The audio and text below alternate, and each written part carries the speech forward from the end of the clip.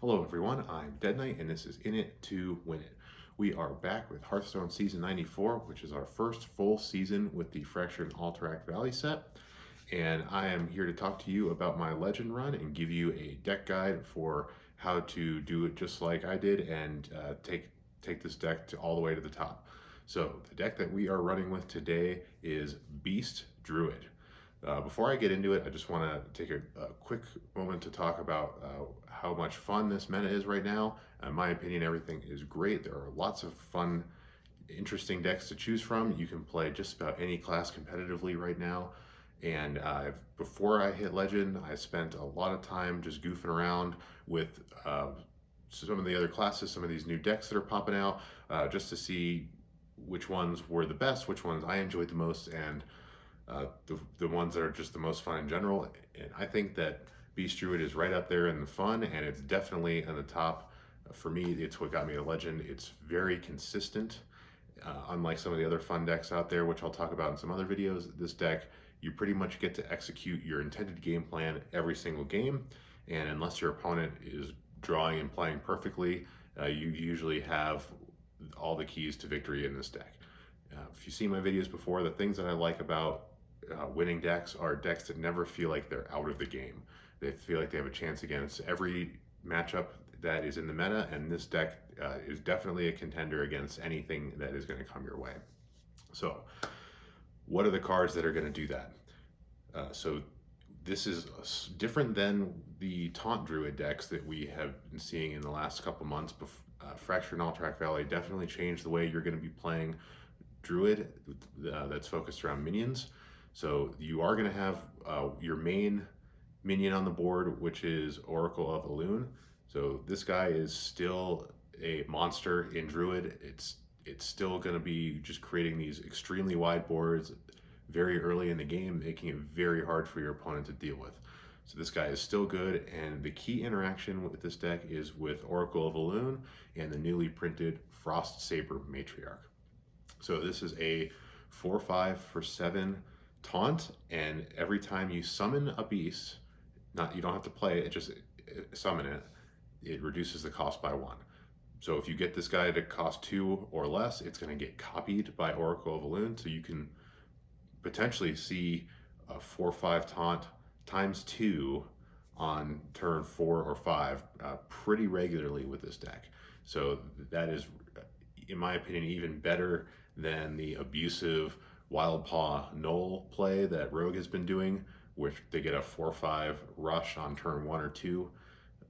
Sometimes it's pretty obnoxious, and it's kind of the one-trick pony that Rogue has right now that's very popular. But this is a very consistent multiple 4/5s taunts on turn 4 or 5, plus whatever you were playing before to activate it. That is really strong. It means that it's really likely that you're going to have minions on the board on turn 5 or 6 for the finisher of Arbor Up. Once this card came out in the Dark Moon Races mini set, it has been an auto include in most Druid decks. It is super strong. It's no different in this deck. And there's another key interaction with this deck that is making Arbor Up even better, which is the surprisingly good Frostwolf Kennels. This guy, I looked at this card and kind of dismissed it when I first saw it. It is a 3-mana spell. At the end of the next 3 turns, you get a 2/2 stealth beast into play. And this guy is just low-key awesome in this deck. So he's got, getting those beasts out not only is going to be discounting your Frostsaber Matriarch, but because they have stealth, even though they're kind of low statted for the mana, it's not a really aggressive play, but it makes sure that you always have beasts to attack with. And since it costs 3 mana on turn 5, you always have at least 1 minion in play for Arbor Up. That means that you've got reliable damage. Even if your opponent is clearing your board, even if you fall behind on tempo, you can still get it back with Frostwolf Kennels generating these minions and then buffing those minions. You can also buff them with Adorable Infestation. This guy, again, has been an auto include in any minion-based Druid and Hunter deck for over a year now. And because you're talking about beast synergies in this deck, it's even better. The token that it generates and the beast that you play, They are both going to discount your Frostsaber Matriarch. They can both get copied with, or the one you play gets copied with Oracle of Elune, and just contributing to that really wide board early in the game. Not to mention that +1/+1 on the minion early game is a huge tempo buff. Speaking of tempo, this deck is one of the stronger tempo-based builds out there right now. What I mean by that is almost as soon as the game starts, you are always able to put minions on the board, trade the minions that your opponent puts on the board, and still have something left over.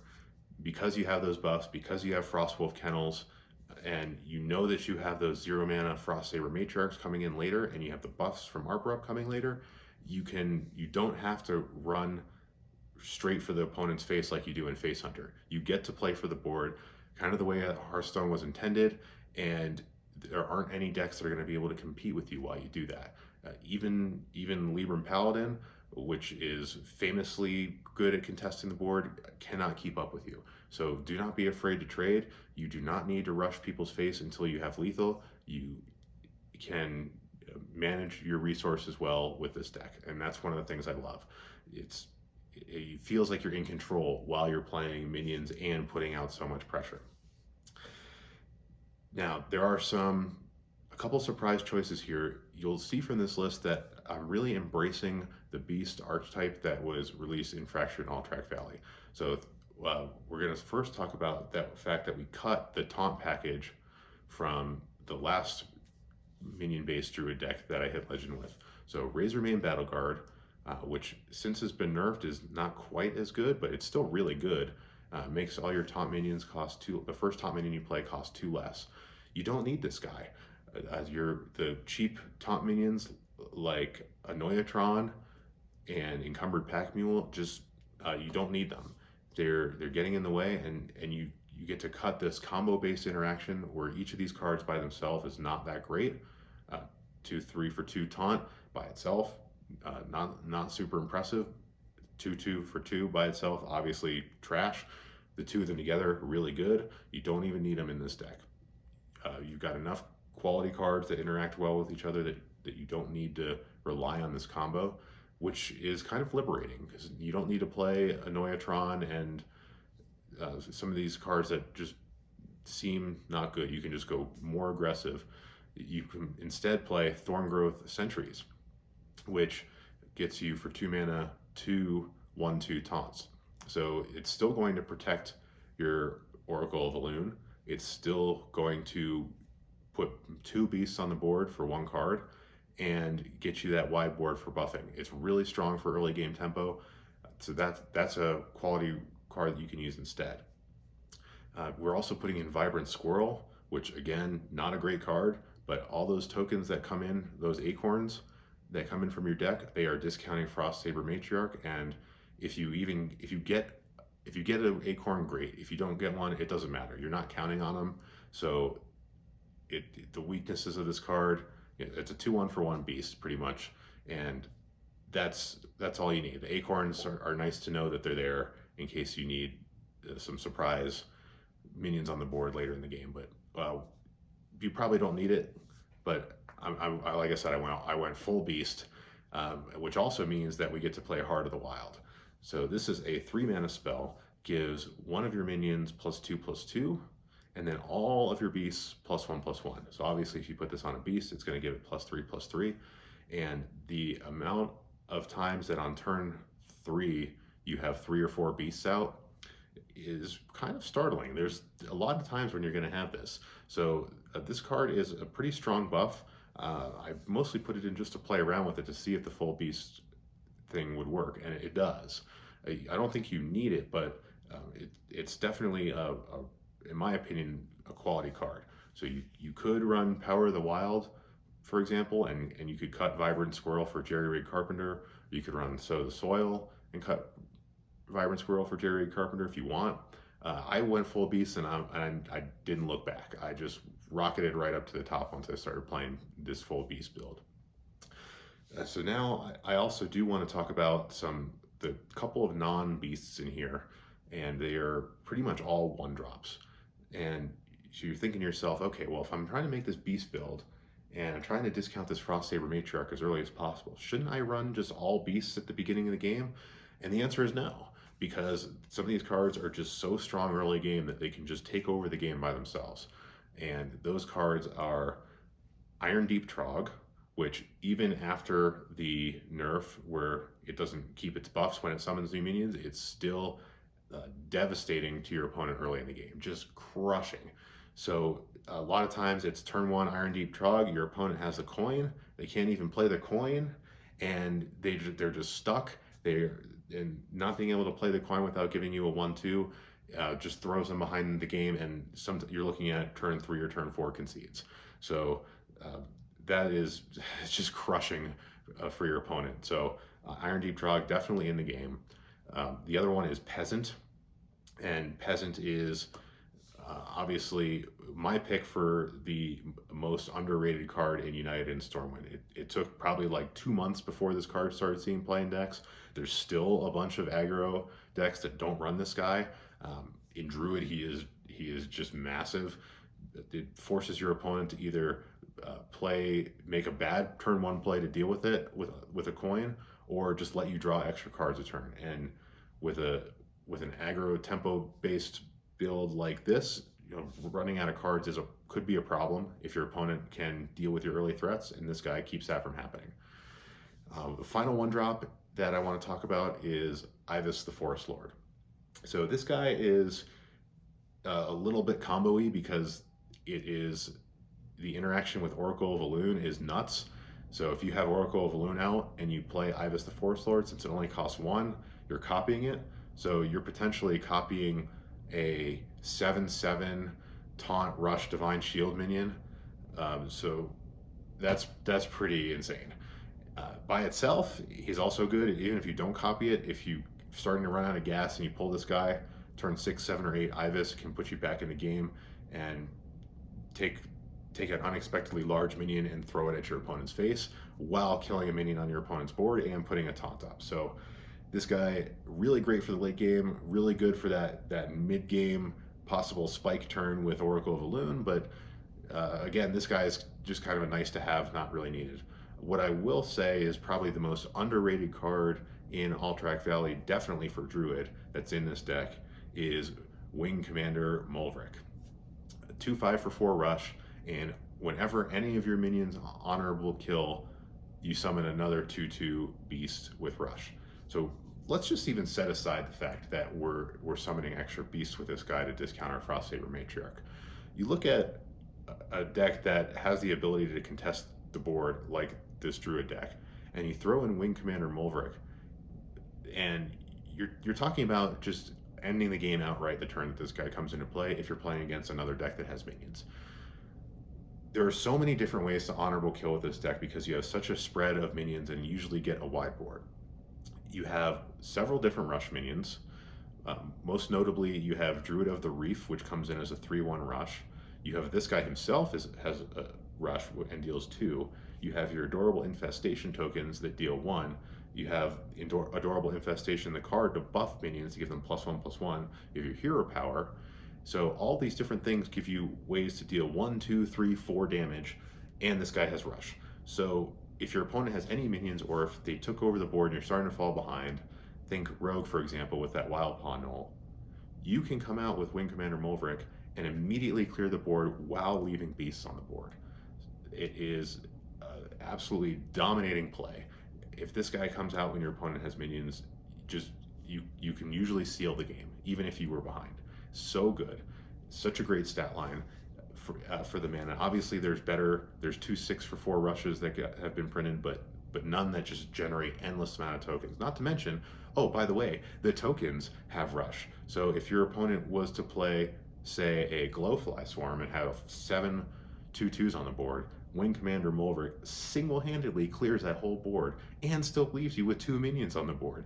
It is just completely bonkers. The card is so underrated. It should be just an auto-include in every Druid deck that has any minions at all, and it's not for some reason. Then I do want to talk about one final card to round out the build, which is the Wild Claw. the Clawfury Adept rather. So this is a 2/3 for 2, so nice stat line. It's a beast, and it battle cries to give all your characters +1 attack this turn. So I'm not running Sow the Soil in this. I'm running this beast for again, I went full beasts, and having that extra +1 attack, not only is it another way to spike with Wing Commander Mulverick on surprise honor kills, but it's also really great for those early turns. You play those 1-drops, and then Clawfury Adept lets you either trade with that 1-drop on a surprise trade for your opponent, or it puts a minion on the board while letting you get 1 attack with your hero, and then you get to go face on a minion and keep all of your minions on the board. Not to mention, if you play this guy on turn 4 after you've already have 3 or 4 guys on the board, then this is just a huge damage spike. You're looking at maybe 5 extra damage for 2 mana while playing a minion. Really great card, and I love the way it's worked in this deck, and I'm going to keep running it. So this is pretty much the build I'm sticking with as far as I can tell. Oh, I lied. I said there was going to be only one more card I was going to talk about, but there is one final one, which is Composting. Composting is a great early game play. Don't be afraid to run this on turn 3 when you have maybe an adorable Infestation, the token, and 1 minion on the board. Any amount of cards you get from Composting is good. For 2 mana, all your minions have Death Rattle, draw a card. This is the thing that is going to save you in the early game. It makes it so that if your opponent can ever get the board back, they're going to be giving you cards as a result. So it is worth not, in a lot of cases, it's worth not playing more aggressive minions and instead playing a Composting to ensure that you will always stay in the game. Since you have the Mulverick to get back the board if you fall behind, you have Frostwolf Kennels to keep pumping your Arbor Ups. You do need cards. You can't run out of cards in this deck. Composting is a must. It's good to play this if you have 3 minions on the board ever. Anything you get more than 3 is just totally gravy. 2, if you put it on 2 minions, it's you do what you got to do to ensure your survival. But Composting is awesome in this deck. So that's how we hit Legend. I think we went like 9-1 with this once I started playing it in earnest, and it's super strong. It's fun.